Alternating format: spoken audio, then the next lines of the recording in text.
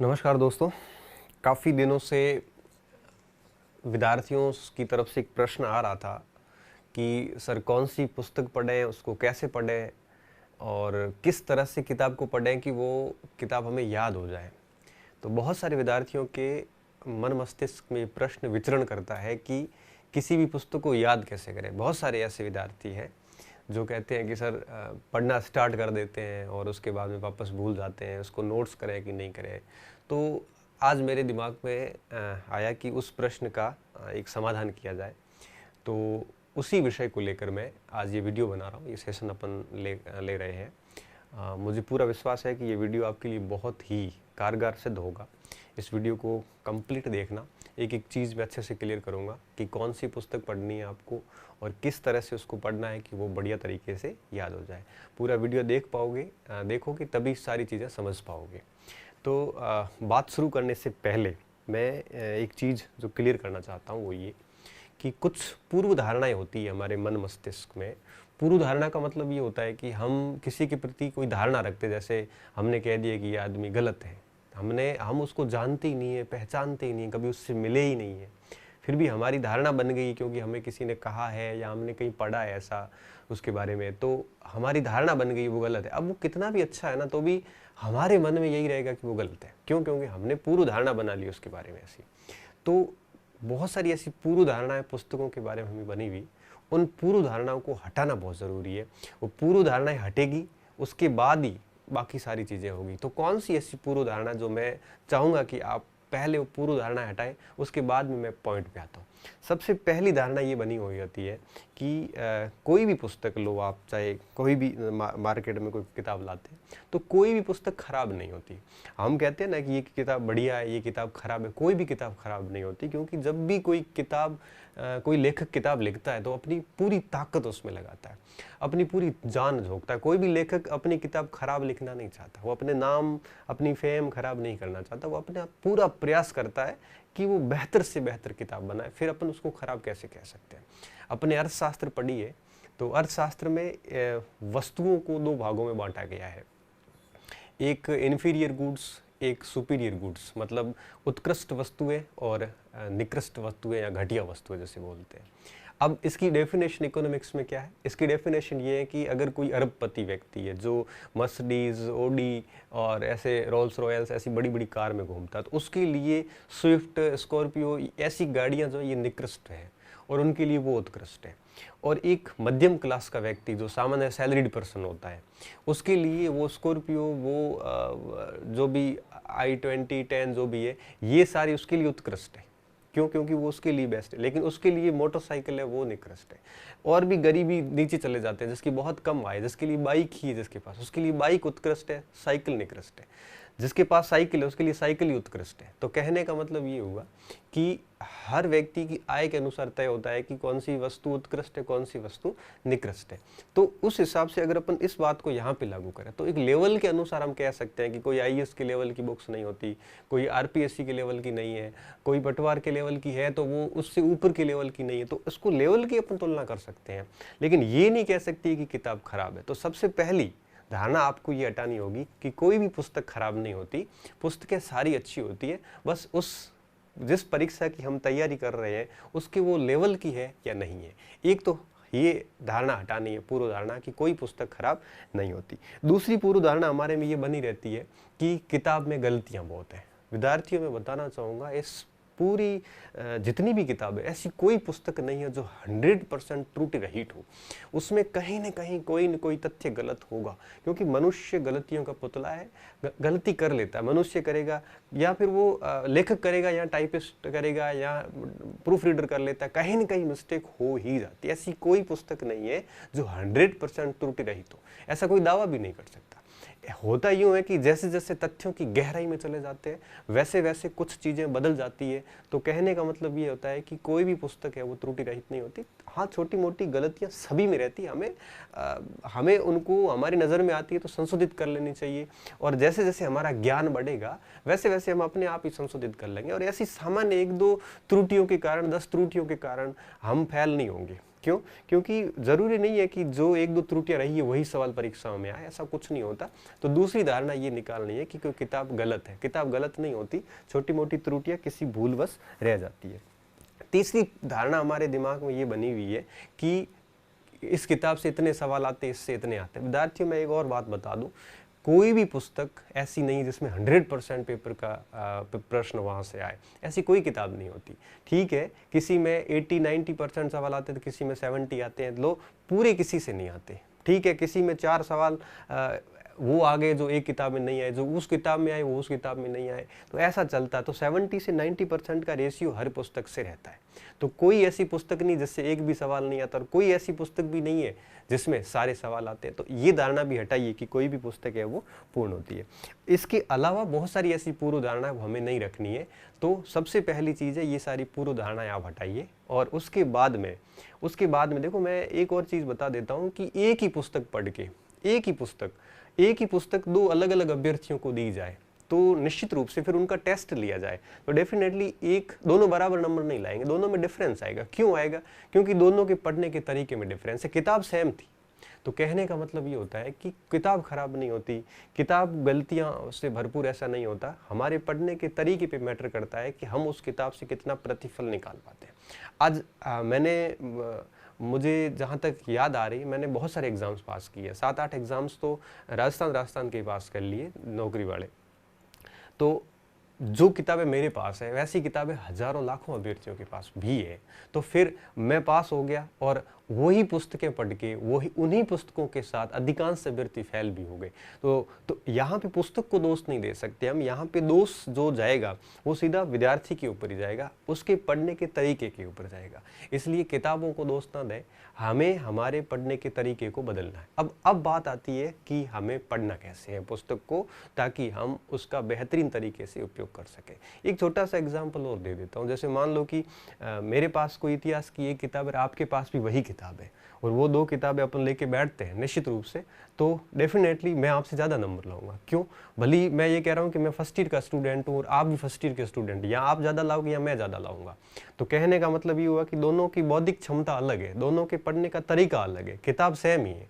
तो किताबों पे आप देखना कि आप के पास जो किताबें हैं वही किताबें उसी तैयारी करने वाले हर अभ्यर्थी के पास ऑलमोस्ट है। फिर भी आप देखना कि सिलेक्शन ऐसे कुछ विद्यार्थियों का होगा, अधिकांश विद्यार्थी फेल होंगे। जैसे रीट ही है, 31,000 पास होंगे, बाकी सारे फेल ही होने, लेकिन किताबें सारी सभी के पास सेम है। तो किताब को आखिर पढ़ना कैसे? तो देखो, यहाँ पे एक चीज़ और मैं बताना चाहूँगा कि जो पुस्तकें हैं ये पढ़ने के लिए छात्र का लेवल भी अलग अलग होता है। ये एक व्यक्तिगत बात होती है। जैसे कुछ विद्यार्थी बिल्कुल न्यू कमर्स होते हैं, मतलब न्यू कमर्स का मतलब ये हुआ कि जो बिल्कुल नए होते हैं इस कंपटीशन की फील्ड में, जिनको सब्जेक्ट के बारे में बहुत ज़्यादा नॉलेज नहीं होता, या यूँ कहिए कि उसने शुरू भी नहीं किया। कुछ ऐसे विद्यार्थी होते हैं जो बहुत ही मिडिल लेयर में होते हैं, जो ऐसे भी नहीं होते जिसको कुछ भी नहीं आता, और ऐसे भी नहीं होते जो बिल्कुल ही आपके स्किल्ड हो या दक्ष हो या बिल्कुल कंप्लीट कर चुके हो, सारा कोर्स है वो बढ़िया तरीके से कर चुके हो। तो 3 टाइप के स्टूडेंट मैं मानता हूँ। कुछ ऐसे होते हैं जो बहुत ही न्यू कमर्स होते हैं, जिन्होंने बिल्कुल कुछ तैयार नहीं किया है। कुछ ऐसे होते हैं जिनका सब कुछ तैयार है, बिल्कुल रेडी एकदम, और बस ये लोग इसलिए पढ़ रहे हैं कि वो अपना ज्ञान और एनरिच करें।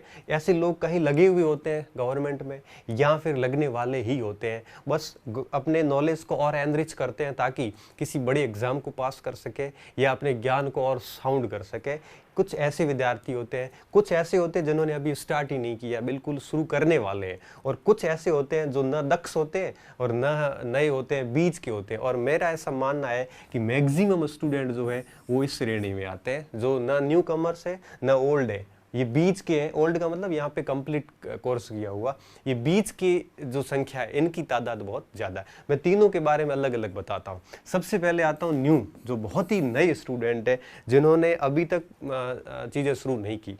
सबसे पहले उसको क्या करना है, उनको हर विषय की एक एक पुस्तक लानी, उससे ज़्यादा नहीं। और बेहतर यही होता है कि आप माध्यमिक शिक्षा बोर्ड या एनसीईआरटी से स्टार्ट करोगे तो ज़्यादा फर्क पड़ेगा। क्यों? क्योंकि वहाँ पे आसान चीज़ें समझाई जाती है। तो इसलिए लोग एनसीईआरटी सजेस्ट करते हैं कि 6ठी से 12वीं तक की एनसीईआरटी अगर अपन करते हैं तो हमारा एक इतिहास, भूगोल, पॉलिटी, इकोनॉमिक्स, ये बेसिक सारा अच्छा हो जाता है। इसके बाद अपन अगर ऑथेंटिक बुक देखेंगे तो वो अपने को अच्छी तरीके से समझ में आ जाती है। तो ऐसे सामान्य चीज़ों से स्टार्ट करना चाहिए उसको। फिर करना क्या चाहिए, एक साथ मैक्सिमम एक साथ एक या दो विषय लेने चाहिए, क्योंकि नए स्टूडेंट होते हैं तो उसके लिए एक विषय ही पर्याप्त है। और मान के चलिए कि अगर 1-2 साल कोई आपके आसपास एग्जाम नहीं है तो एक विषय ही पढ़िए, और आपको लगता है कि 6-7-8 महीने बाद एग्जाम है या एक विषय में आप बोर हो रहे हैं तो कोई 2 विषय एक साथ पढ़िए, और 2 विषय के लिए कोई 2 किताबें लाइए, ज़्यादा नहीं लानी। कितनी पुस्तकें लानी है? 2 पुस्तकें ही लानी है। और जितनी ज़्यादा किताबें लाओगे उतना ही आप भ्रमित होंगे, उतना आप अपना परफॉर्मेंस बिगाड़ते जाओगे। फिर क्या करना है? फिर उस किताब के साथ क्या करना है? जैसे ही वो किताब आप लाए, उस किताब में सबसे पहले आपने पहला अध्याय निकाला। उस पहले अध्याय को निकालने के बाद आपको क्या करना है? उस अध्याय को बढ़िया तरीके से एक बार पढ़ लेना। जैसे आप अखबार पढ़ते हो ना, कोई भी खबर पढ़ते हो, उस तरह से पेंसिल लेके बैठो और पूरे के पूरे टॉपिक को अच्छी तरीके से पढ़ लो।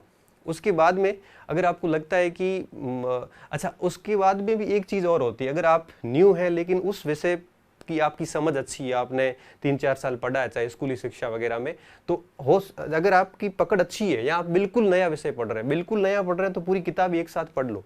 ये जैसे 20 टॉपिक है, 20 टॉपिक पढ़ के उसके बाद दोबारा उसका रिवीजन करो। तो अगर आपने थोड़ा बहुत पढ़ रखा है तो पहला पार्ट पढ़िए बढ़िया तरीके से। पढ़ने के बाद अगर पहले पढ़ रखा है तो उसी दूसरे टॉपिक को एक बार फिर वापस पढ़ लीजिए। तो दूसरी बार जब पढ़ोगे तो फिर क्या होगा? दूसरी बार जब भी पढ़ोगे तो आपको कुछ चीज़ें समझ में आनी शुरू होगी। जहाँ जहाँ समझ में आ जाता है वहाँ वहाँ आप अंडरलाइन करना शुरू कर दो। ऐसे करके आप किताब को एटलीस्ट 1 से 2 बार करिए। उसके बाद में जब तीसरी बार पुस्तक पढ़ोगे तो आपको बहुत सारी चीज़ें समझ में आनी शुरू होगी। और तीसरी बार जब पढ़ोगे तब आप किताब के मार्जिन पर साइड में लिखना भी स्टार्ट कर लो। और जब यही पुस्तक चौथी बार निकलेगी तो निश्चित रूप से आपको उस किताब के अंश याद हो जाएंगे, और यहाँ पे चौथे चरण में आप नोट्स बना सकते हैं। यहाँ पे टाइम लगता है इन चीज़ों को, लेकिन चीज़ें इतनी पक्की तरीके से काम करती है कि उसके बाद फिर दिक्कत नहीं आती है। तो ये काम किया जा सकता है न्यू कमर्स के लिए। आपको ये चीज़ें करनी है। एक किताब को कम से कम आपको 4 से 5 बार पढ़ना है और कंटिन्यू फिर उसका आपको रिवीजन करते जाना है। ठीक है? फिर इन स्टूडेंट्स को क्या करना है? इनको कम से कम 2 विषय तो एक साथ रखने ही रखने हैं, और उन 2 विषयों को क्या करना है? उन 2 विषयों को बढ़िया तरीके से तैयार करते रहना है। और आप यूं कहिए कि कम से कम आप हर टॉपिक को एक साथ ही 1-2 बार पढ़ लो, और 2-2, 3-3 बार पढ़ने के बाद आगे बढ़ोगे तो फिर आपका जल्दी हो जाएगा। आपका 2 बार मैं इसलिए कह रहा हूँ कि आपकी स्थिति इनकी जैसी नहीं है। आप पूरी किताब पढ़ो, उससे बजाय आप हर टॉपिक को 2-2 बार कंटिन्यू पढ़ते जाओ और फिर आगे बढ़ो, और फिर तीसरी बार फिर पूरी बुक ही एक साथ पढ़ लो, और चौथी बार उसमें फिर आप सॉर्ट आउट नोट्स कर सकते हैं। और इन लोगों को तो फिर क्या करना, किताब को खाली पढ़ना ही है। और ये जब लोग किताब पढ़ेंगे तो निश्चित रूप से कुछ फैक्ट नए आएंगे, उस फैक्ट को वो देख लेंगे, क्योंकि उनकी इमारत तो तैयार है। इसकी इमारत के ऊपर केवल कोई नया तथ्य मिलेगा तो वो अपने आप ही उनके सेट हो जाएगा। इनको कुछ भी नहीं करना है, इनको केवल नई किताब लानी है और उसमें देखना है कौन सी बात नई मिली है, वो अपने नोट्स में या अपनी पाठ्य सामग्री में या अपने दिमाग में ऐसे बिठा देंगे तो उनको ज़्यादा नुकसान नहीं है। मेन समस्या यहाँ पे आती है। तो आपको क्या करना है? सबसे पहली चीज़ क्या करनी है? किताब की सामान्य रीडिंग करनी है। सामान्य रीडिंग का मतलब एक प्रकार से फोरा उसके ऊपर से अध्ययन करना है। रीडिंग करने के बाद में उन चीज़ों की स्टडी करनी है। स्टडी का मतलब होता है थोड़ा सा समझना टॉपिक को। जैसे मैं आपको एक एनसीईआरटी की क्लास से कंटिन्यू पढ़ा रहा हूँ, आप देखना उसमें कि मैंने जब भी कोई टॉपिक लिया है तो उस टॉपिक को, उस जो हेडिंग है उस हेडिंग को मैं आपको समझा रहा हूँ। मैं रीडिंग नहीं करवा रहा हूँ, मैं समझा रहा हूँ, सीधी स्टडी करवा रहा हूँ। रीडिंग स्टडी के बाद में फिर क्या होता है? फिर आप इसके ऊपर थिंकिंग, मनन कर सकते हो, चीज़ों को सोच सकते हो। जैसे मान लो कालीबंगा पढ़ा आपने, कालीबंगा एक बार आप ऊपर से देख लिया, दूसरी बार फिर वापस पढ़ा तब आपने उसके नीचे अंडरलाइन कर ली, स्टडी कर ली।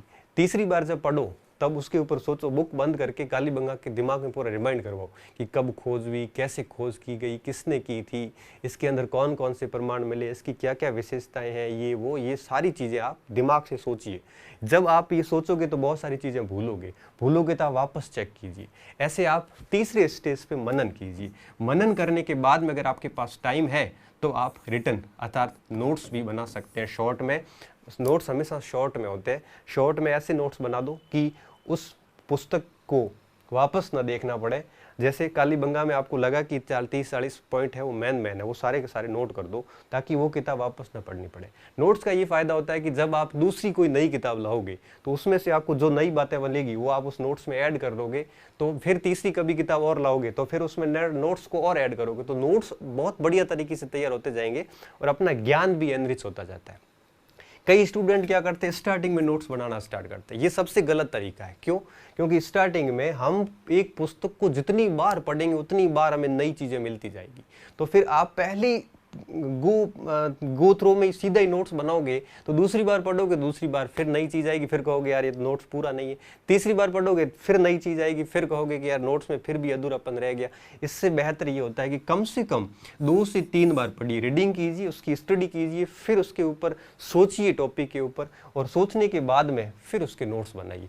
रीडिंग में टाइम लगता है, स्टडी में काफ़ी टाइम लगता है। जैसे मान लो एक किताब आपने 20 दिन में पूरी पढ़ ली, तो 20 दिन पढ़ने के बाद कम से कम आपको वापस 20 से 30 दिन लगते हैं स्टडी करने में। फिर सोचने में आपको 5-7 दिन भी नहीं लगेंगे। क्यों? क्योंकि जो चीज़ें आपने अच्छी तरीके से अध्ययन कर लिया। जैसे मैं एक एग्जाम्पल देता हूँ। जैसे आपको मैं कहूँ कि आप मेरे बारे में मेरे बारे में कोई किताब लिखी हुई है और मैं आपको दे देता हूँ, आप उस किताब को पढ़ के मेरे बारे में जानिए। तो आप उस किताब को पूरा पढ़ोगे, मेरे बारे में जो लिखी हुई है, उसको पढ़ने के बाद आप मेरे बारे में इतना नहीं जान पाओगे जितना आप वापस मेरे बारे में स्टडी करोगे और मेरे बारे में सोचोगे कि ये है, वहाँ से है, ये करते हैं, वो करते हैं, तब आप विजुअल करोगे, तब चीज़ें अच्छे से याद होगी। और जब रीडिंग और स्टडी होती है तो टाइम लगता है, थिंकिंग में टाइम भी नहीं लगता, और ये चीज़ें यहाँ पे जो है ये आपके मन मस्तिष्क में सेट हो जाती है। और यहाँ पे अगर हम क्या करते हैं, हम रीडिंग स्टडी तो ठीक है कर लेते हैं, फौरी फौरी पढ़ते जाते हैं, 20-20 बार पढ़ लेते हैं, लेकिन उसके ऊपर बिल्कुल नहीं सोचते। जब तक टॉपिक के ऊपर सोचेंगे नहीं, तब तक वो टॉपिक पूर्ण रूप से हमारे को फल देने वाला नहीं है। हम कहते हैं ना परीक्षा में हमारी गलती होगी, गलती नहीं है, दरअसल हमने उस टॉपिक के ऊपर कभी सोचा ही नहीं था, हमने केवल किताब पढ़ते ही गए। तो कृपया करके पहले किताब को फौरे फौरे तौर पे एक रीडिंग मारे, फिर उसकी 2 से 3 बार स्टडी करें अच्छे से। स्टडी का मतलब ये होता है कि कोई भी पैराग्राफ लेके उसको सोचिए, उसके अंदर क्या लिखा हो, उसका सार क्या है। आप मेरी एनसीईआरटी की क्लास देखना, मैं आपको यहाँ पे स्टडी करवा रहा हूँ। मैं आपको, जैसे कल अपन ने बात की थी पिछले लेक्चर में कि विहार क्या थे या संघ क्या थे या बुद्ध का जीवन क्या था, हमने पूरे इस बोर्ड पे है वो स्टडी कर ली उसकी। तो इस प्रकार से स्टडी 2-3 बार कीजिए, उसके बाद में उसके ऊपर सोचिए, सोचने के बाद में आप शॉर्ट में नोट्स कर सकते हो, और उसके बाद में आप कंटिन्यू उसका रिवीजन कीजिए। अगर आप इस चरण को फॉलो करोगे तो निश्चित रूप से एक बार टाइम लगेगा, लेकिन ये चीज़ें ऐसी तैयार हो जाएगी, फिर आपके लिए दिक्कत हो जाएगी कि कौन सी नौकरी ज्वाइन करूँ, ये कंडीशन आ जाती है। अगर आप शॉर्टकट सब कुछ करना चाहते हो तो जीवन में कुछ भी नहीं होगा। कोई भी एक पुस्तक इन 5 चरणों से गुजरती है तो कम से कम उसको 3 से 4 महीने लगते हैं, कोई भी एक पुस्तक। और मैं मानता हूँ टोटल 6 जनरल स्टडी में 6 ही भाग है, ज्योग्राफी, हिस्ट्री, पॉलिटी, इकोनॉमिक्स वगैरह 6 ही भाग है। 6 में से 4 बड़े अहम है। इन 4 भाग के ऊपर अगर ये 3-3, 4-4 महीने दिए जाए तो निश्चित रूप से 1-1.5 साल के अंदर ये सारा मटेरियल बढ़िया तरीके से रेडी हो जाता है। और फिर क्या होगा कि अगर ये चारों तैयार हो गए तो फिर आप कोई भी एग्जाम में बैठोगे तो आपको बिल्कुल परेशानी नहीं होनी पड़ेगी। बस सिलेबस देखना ही पड़ेगा कि कौन से टॉपिक शेष रहे हुए हैं जो मैंने नहीं किए, वो ही करने पड़ेंगे, बाकी तो सारा ऑलरेडी आपका तैयार होगा। तो कृपया करके आप अगर मिडिल के हैं, चाहे आप न्यू कमर्स हैं, आप टॉपिक बुक्स लीजिए। अगर आपने बिल्कुल नए हैं तो आप पूरी किताबें पढ़ डालिए। अगर आपने कुछ पढ़ रखा है तो एक एक टॉपिक को आप इन 5 चरणों से एक साथ गुजर सकते हो। जैसे ये किताब में मान लो 20 टॉपिक है, तो पहले टॉपिक की रीडिंग कर लो, 2 बार स्टडी कर लो, फिर सोच लो, फिर उसके बाद नोट्स कर लो। फिर दूसरे टॉपिक है, ये दूसरे टॉपिक के 5 चरण कीजिए, फिर तीसरे टॉपिक के ये 5 चरण कीजिए। आप अगर मिडिल में हैं तो ये टॉपिक वार भी ऐसे कर सकते हैं। अगर आप बिल्कुल न्यू हैं तो पुस्तक वार ऐसे कीजिए कि 15-20 पार्ट है, पहले अच्छे से रीडिंग कर लो, फिर उसकी 1-2 बार स्टडी कर लो अच्छे से, और उसके बाद में उसको थिंकिंग, मनन कीजिए उसके ऊपर। जितना ज़्यादा मनन होगा और जितना ज़्यादा रिवीजन होगा, सफलता के ये 2 मूल आधार है। 100% एक्यूरेसी आएगी, एक सिंगल सवाल गलत नहीं होगा परीक्षा में अगर आपके पढ़ा हुआ आया है तो थिंकिंग और रिवीजन, ये 2 चीज़ें बहुत ज़्यादा ज़रूरी होती जो कि हम नहीं करते। मैंने देखा विद्यार्थी क्या करता है, विद्यार्थी किताब लाता है और फिर ठीक है पढ़ता जाता है, उसको खुद को नहीं पता वो क्या पढ़ रहा है। उसकी हालत ये होती है कि वापस जब 2 घंटे किताब छोड़ के वापस किताब पकड़ता तो उसको देखना पड़ता है कि मैं पढ़ कहाँ रहा था। ये स्थिति है हमारी। हम पढ़ते जाते हैं, पागलों की तरह देखते जाते हैं, पता नहीं कुछ समझ में आ नहीं रहा है। हम केवल रीडिंग ही करते हैं पुस्तक की, भले 20 बार रीडिंग कर लोगे कोई फर्क नहीं पड़ेगा। कम से कम आप एक बार देखो अखबार की स्टडी नहीं करते, हम रीडिंग करते हैं, न्यूज़ पढ़ के छोड़ देते हैं, हमें नहीं पता कौन से दिन क्या न्यूज़ आई थी। तो कम से कम किताब की जब रीडिंग हो जाती है तो एक परिचय हो जाता है। जब स्टडी करते हैं तब उसके बारे में हमें बहुत सारी चीज़ें गहराई से जानने को मिलती है, और जब हम उसके ऊपर सोचते हैं तो वो सारी चीज़ें हमारे मन मस्तिष्क में सेट हो जाती है, और उसके बाद में वो पॉइंट हम नोट कर लेते हैं। तो चौथे पाँचवें चरण में जाके नोट्स बनते हैं। स्टार्टिंग में ना बनाया, नोट्स नहीं भी बनाते तो भी चलता है, लेकिन नोट्स इसलिए ज़रूरी होते हैं कि फिर आगे जब दूसरी किताब लाओगे तो पहली किताब छूट जाएगी, और पहली किताब छूटेगी तो फिर उसका थोड़ा सा लॉस ये रहेगा कि बहुत सारी चीज़ें भी मन मस्तिष्क है, ये स्मृतियों की क्षमता, चीज़ों की क्षमता अधिकता के कारण स्मृतियाँ हैं वो धीरे धीरे विलुप्त हो जाती है, विलुप्त क्या कह सकते हैं, विलोपित हो जाती है, तो थोड़ी दिक्कत होती है। तो ये चरण किया जा सकता है, इससे बढ़िया तरीके से काम होगा। तो आज का ये जो विषय था, उम्मीद कर रहा हूँ कि आपके लिए निश्चित रूप से ये फ़ायदेमंद सिद्ध होगा। अंत में निष्कर्षतः कह देता हूँ, कोई भी किताब लाओ उसको कम से कम एक बार उसकी रीडिंग मारो, उसके बाद उसको एक दो बार वापस पूरी स्टडी करो अच्छे से। आप टॉपिक वार भी ऐसा कर सकते हो। आप जैसे भूगोल अक्षांश देशांतर रेखाएं पढ़ रहे हैं, उसकी आप पहले रीडिंग कर ली बढ़िया कि है क्या ये, उसके बाद में एक दो बार उसको उसी दिन समझ लिया, स्टडी बढ़िया तरीके से समझ ली, और उसके बाद में उसके बारे में सोच के नोट्स बना दिए। तो एक दिन में एक टॉपिक तैयार कर लेते हैं तो 20-25 दिन में किताब तैयार हो जाती है। तो इस प्रकार से भी किया जा सकता है। तो रीडिंग कीजिए। कई विद्यार्थी ऐसे होते हैं जो रीडिंग नहीं करते, सीधी स्टडी करते हैं। कोई बात नहीं, अगर आपका लेवल ठीक है, पहले विषय से परिचित है, तो आप सीधी स्टडी भी कर सकते हैं। अगर आप बिल्कुल नए हैं तो थोड़ा रीडिंग का ठीक रहता है, क्योंकि आप सीधी स्टडी करोगे तो दिक्कत हो जाती है, क्योंकि एक ही पैराग्राफ में ऐसे फंस जाओगे कि वापस आगे बोर हो जाओगे, किताब छोड़नी पड़ जाती है कई बार। तो रीडिंग कीजिए अच्छे से, फिर उसकी कम से कम 2 बार स्टडी कीजिए। तो 3 बार हो गया, फिर चौथी बार मनन करोगे, चौथी बार सिलेबस हो जाएगा। 5वीं बार जब उस किताब के बारे में नोट्स बनाओगे तो वो किताब 5वीं बार हो जाएगी। फिर 5-7 बार रिवीजन कर लोगे तो किताब 10 से 12 बार हो जाती है। तो फिर उसमें कोई गलती की गुंजाइश नहीं रहती है। तो इस प्रकार से पढ़ना। यहाँ पे किताब से तात्पर्य गाइड से नहीं है, ऑथेंटिक लेखकों से है। तो इस प्रकार से किया जा सकता है। और अंत में चलते चलते बता दूं कि ये कैसे करना है। इसका अगर आपको प्रैक्टिकली डेमो देखना है तो आप मेरी कोई भी एनसीईआरटी की क्लास देख लेना। उसमें मैंने 7-8 लेक्चर लिए हैं टोटल। एनसीईआरटी छठी क्लास में 12 ही पार्ट है, जिसमें करीबन 15 या 17 वीडियो बनेंगे। उस 15-17 वीडियो को किसी स्टूडेंट ने नोट्स के रूप में लिखा है, तो आप देखना कि मुश्किल से 20 या 30 पेज होंगे। वही किताब जो 150 पेज की है उसको 20-30 पेज में मैंने नोट्स के रूप में लिखवा दिया। अब आप देखना कि वही 20 और 30 पेज मैं 100% दावे के साथ कह सकता हूँ कि उस टॉपिक से कोई सवाल आ गया तो उस 20-30 पेज से कभी बाहर नहीं जा सकता। और एनसीईआरटी ने जितना लिखा उससे 3 गुना ज़्यादा मैंने उसमें लिखवाया है।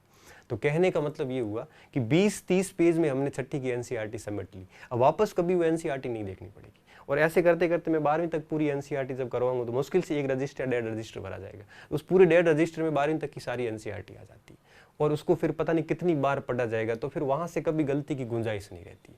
तो वो आप प्रैक्टिकली डेमो देख सकते हो कि किस तरह से रीडिंग, स्टडी और मनन किया जा सकता है, नोट्स किस तरह से किए जा सकते हैं। ये चारों चीज़ें मैंने उस सारे पिछले लेक्चर्स में फॉलो की है, तो आप इसको फॉलो कर सकते हैं। बहुत बहुत धन्यवाद स्टूडेंट। मस्त रहिए, अच्छे रहिए और पढ़ते रहिए। और आपको जो कुछ पढ़ाई में बहुत सारी दिक्कत आती है तो आप वो मैसेज बॉक्स में डालते जाइए। जब भी जैसे टाइम मिलेगा वैसे वैसे मैं आपकी उन समस्याओं का समाधान करने का पूरा प्रयास जो है वो करूँगा। धन्यवाद।